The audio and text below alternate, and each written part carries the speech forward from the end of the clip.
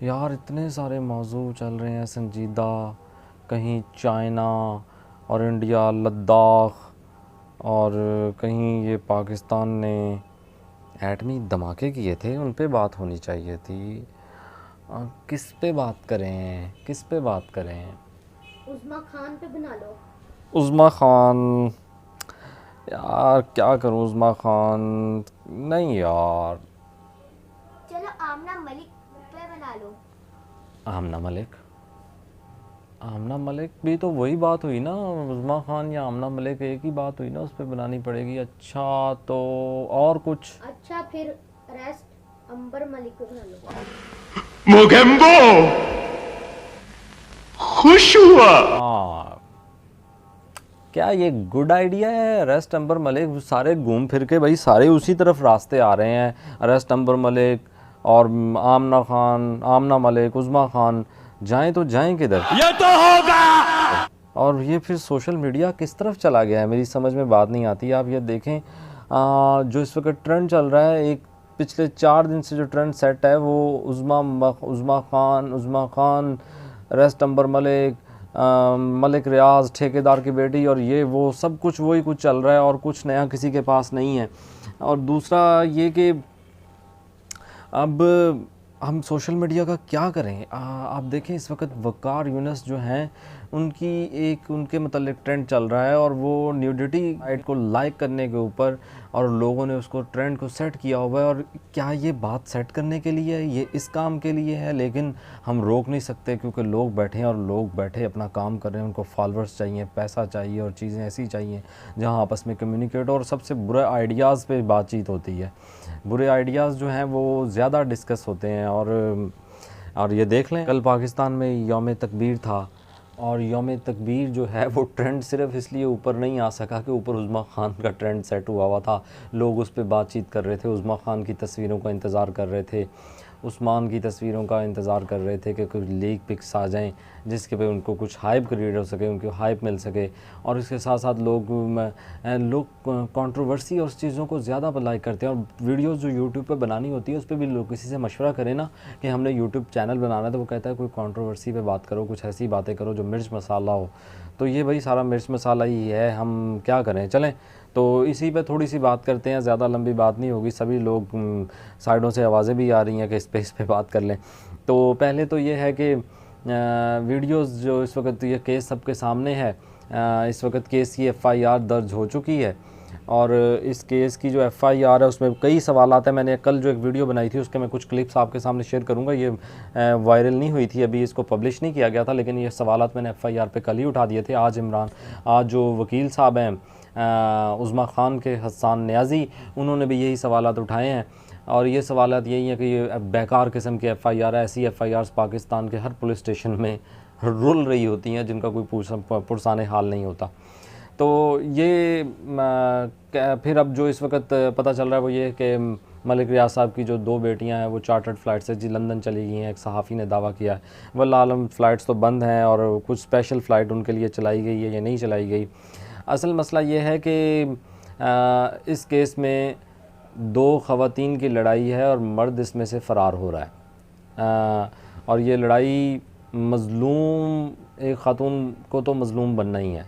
वो कौन सी ख़ातून मज़लूम है? वो बीवी मज़लूम है, या वो माशूक, या जिसके घर उस्मान साहब पाए गए थे, या जो उज़्मा खान मज़लूम है? तो बहुत सारी बातें हैं। पहले आपको मैं एक छोटा सा वीडियो क्लिप जो है वो आमना मलिक का वीडियो क्लिप देखें। आमना मलिक उस वीडियो क्लिप में क्या दे रही है कि ये जो चांद रात को अगर ये इत्काफ़ पे बैठी थी, जो कौन सा इत्काफ़ था जिसकी कोकीन की लाइंस और जिसको कैरोसिन ऑयल कह रहे थे वो अल्कोहल थी जो फेंकी गई। तो ये सारी बातें तो रहेंगी, लेकिन ये केस को हाइप इसलिए मिली कि ये बहुत बड़े अमीर आदमी की बाप की बेटियां थी और उसको बेचारे को मुफ्त में घसीट लिया गया दरमियान में। अब डील की बातें हो रही है, डील की बातें भी मैंने कल कर ली थी। जहाँ कानून कमज़ोर हो वहाँ पे, हमारे यहाँ तो कानून सिर्फ उस वक़्त इंसाफ शुरू करता है जब कानून को ख़ुद गुस्सा आता है, ख़ुद पे की गई बातों पे गुस्सा आता है, फिर वो इंसाफ शुरू करता है। वरना अदरवाइज़ पाकिस्तान में केसेस जो बनते हैं वो आप सबके सामने हैं, मैं उनको गिनवाना नहीं चाहता, टाइम ज़ाया होगा, वक्त ज़ाया होगा। आप सबसे पहले तो वीडियो देखें, वीडियो देखने के बाद फिर इस पर बात करते हैं। ये वीडियो जो इस वक्त मुलाहिज़ा करें। ये उन लड़कियों का घर नहीं था। मेरी 13 साल की शादीशुदा जिंदगी को बचाने के लिए मैंने इस लड़की को रिपीटेड वार्निंग्स दी थी। This was not the first time that I approached her. इससे पहले मैं बट आई नो मेरे हस्बैंड की सबसे बड़ी गलती है। ये कौन सा इत्तेकाफ है जिसपे 3 दिन लगातार ये मेरे हस्बैंड को रात को मिलती रही है, लगातार। मेरे पास प्रूफ है। ये इत्तेकाफ पे बैठी 10:30 बजे इत्तेकाफ से उठी है, 11:30 बजे वहां पे कोकेन की लाइनें और शराब हो रही थी। आपने अगर वीडियो देखी है तो आप सबने, जो कि वायरल हो ही चुकी है, आप सबने देखा होगा कि इनके ऊपर कोई केरोसिन ऑयल नहीं गिर रहा। ये वही शराब गिराई है इनके ऊपर जो ये शराब बैठकर पी रही थी। Hasan Khan Niazi is doing all this just because he has an illicit relationship with Huma Khan who is the sister of Uzma Khan. सिर्फ अपनी गर्लफ्रेंड को बचाने के लिए और खुश रखने के लिए और सिर्फ उनके लिए कुछ पैसे बनाने के लिए ये पूरा पब्लिसिटी स्टंट है। जी, पहली बात तो ये है, मैंने इस बात का जवाब दिया है आपको कि मेरा उस्मान के साथ मेरी दोस्ती थी, ठीक है, और वो मुझसे निकाह करना चाहता था। मैं 2 साल से उसे जानती हूँ, ठीक है। और रही बात उनकी वाइफ की, उन्होंने मुझे कभी वार्न नहीं किया, इसका कोई एविडेंस भी नहीं है, और इस चीज़ का कोई एविडेंस भी नहीं है। और उन्होंने मुझे कभी एक कॉल भी नहीं की। मैंने उन्हें देखा पहली दफ़ा उसी दिन है, चांद रात फिरा।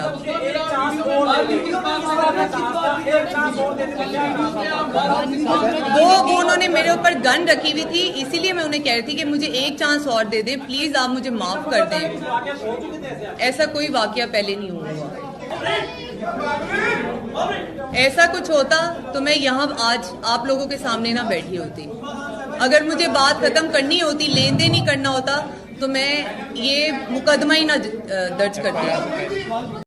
चले, ये तो है वो वीडियो मैंने सिर्फ इसलिए दिखाई है, वीडियो गर्दिश कर रही है सोशल मीडिया पर सारी, लेकिन दिखाने का मकसद यहाँ पे है कि थोड़ा सा आपको एक आमना मलिक की तो वही बातें हैं कि वो उसने एतराज़ किया है कि ये क्या हो रहा था, और बहुत सारी बातें जो मतलब शौहर के मतलब है कि उसने मना किया था, वार्न किया था, फिर ये बाज नहीं आ रही थी। तो ये वो मैं पहले भी गुजारिश कर चुका हूँ कि ये घरेलू मामला था, लेकिन हमारे यहाँ चूँकि सोशल मीडिया अब चूँकि हर जगह पूरी दुनिया में आ चुका है, तो घरों के अंदर कैमरा घुस गया, तो फिर बेडरूम्स के अंदर चला गया, तो फिर अब हर बात जो है वो आया हो गई है दुनिया पे।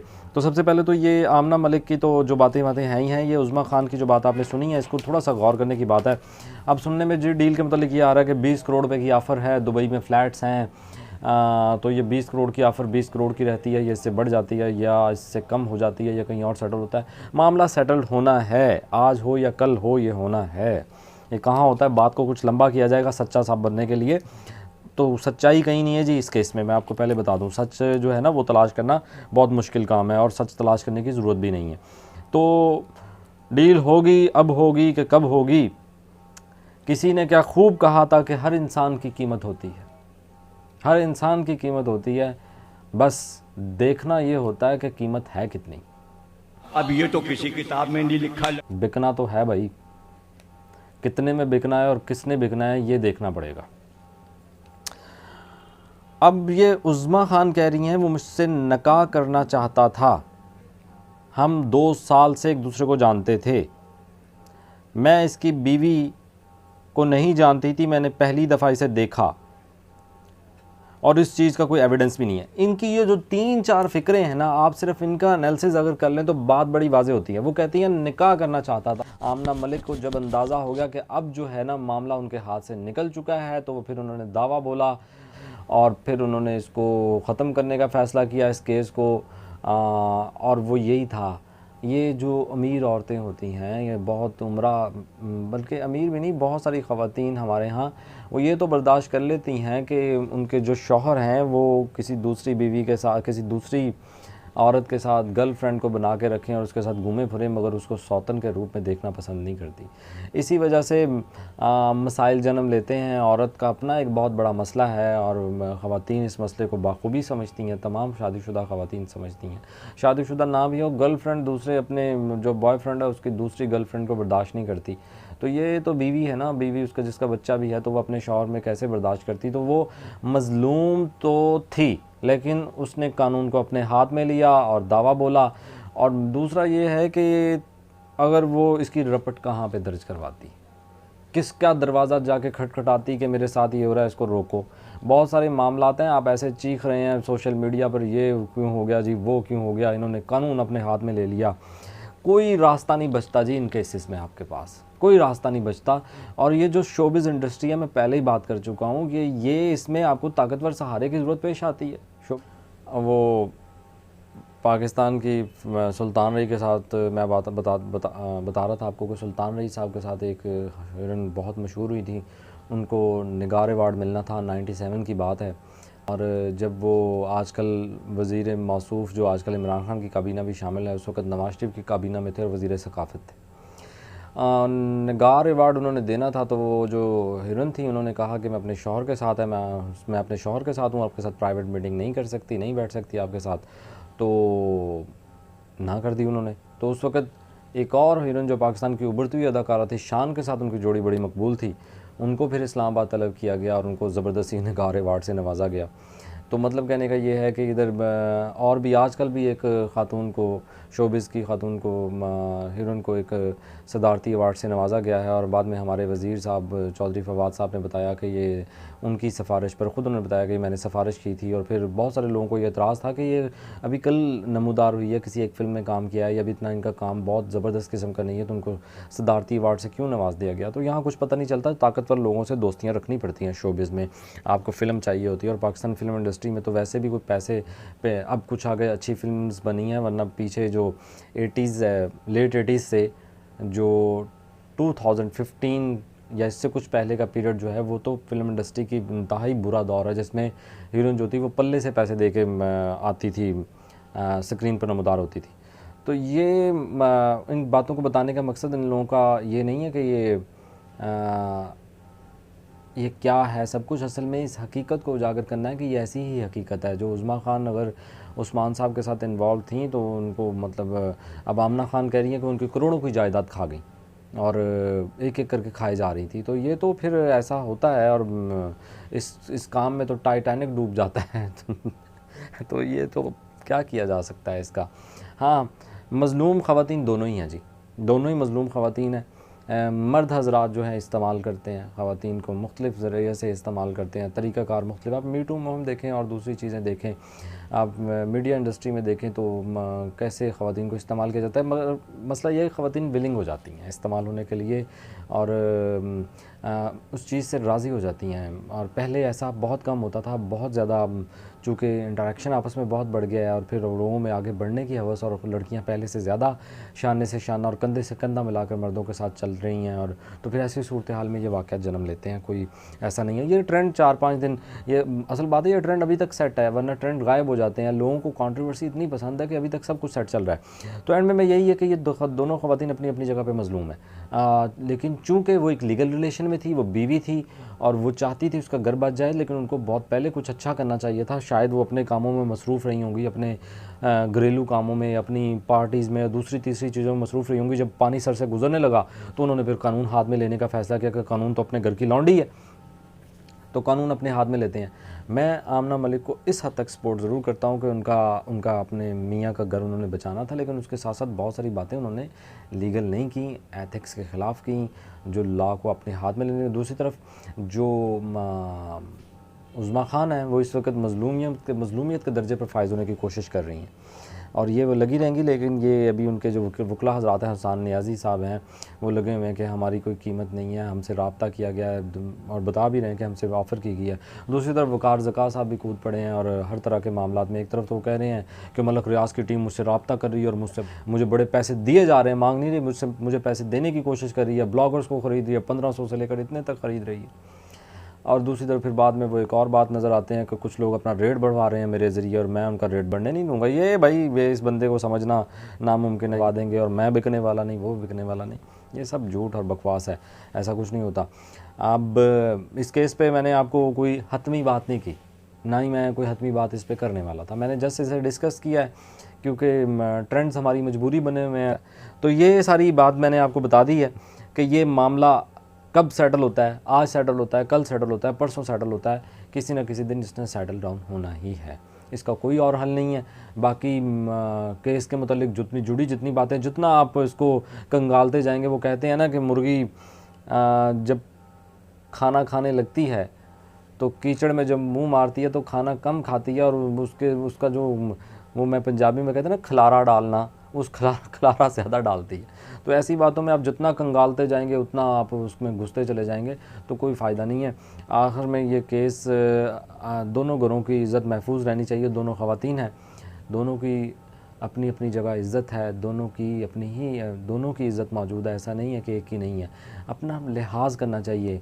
ख़वातीन भी लिहाज नहीं करती हैं और ख़वातीन ही एक दूसरे की दुश्मन होती हैं। वो मुझे याद आ रहा है ना, वो जो खलीलुर रहमान कमर साहब का ड्रामा था, क्या नाम था उस ड्रामे का जो खलीलुर रहमान कमर साहब का ड्रामा था, मेरे पास तुम हो की स्टोरी रिपीट हुई है, और सारा कुछ वही लग रहा है कि जैसे वही स्टोरी, और इसमें फिर आमना मलिक वही कर रही हैं जो सवेरा नदीम ने किया था अदनान सदीकी के साथ। उनको बड़ी कुर्सी से उठाकर उनके हाथ में ब्रीफकेस पकड़ा दिया और चलें जी घर से बाहर। तो ये स्टोरीज़ हमारे गली मोहल्लों में बिखरी पड़ी हैं। तो पहले लोग इसको इज़्ज़त समझते थे, घर की बात को घर में दबाने का ख्याल करते थे। अब लोग एक दूसरे पे कीचड़ उछालते हैं, एक दूसरे को बदनाम करते हैं, एक दूसरे के साथ लचरपन करते हैं, और वही सब कुछ हो रहा है। बाकी ये बातें गायब हो जाएंगी, फिर कोई तीसरी बात स्टार्ट हो जाएगी। मुझे इजाज़त दें, फिर किसी नई वीडियो में मिलेंगे। बहुत शुक्रिया देखने के लिए। चैनल को सब्सक्राइब कर लें, वीडियो को लाइक कर लें, कमेंट कर लें, और भी जो कुछ इसमें आपको मौजूद है वो सारा कुछ ही कर लें। मुझे इजाज़त दें। अल्लाह हाफ़िज़।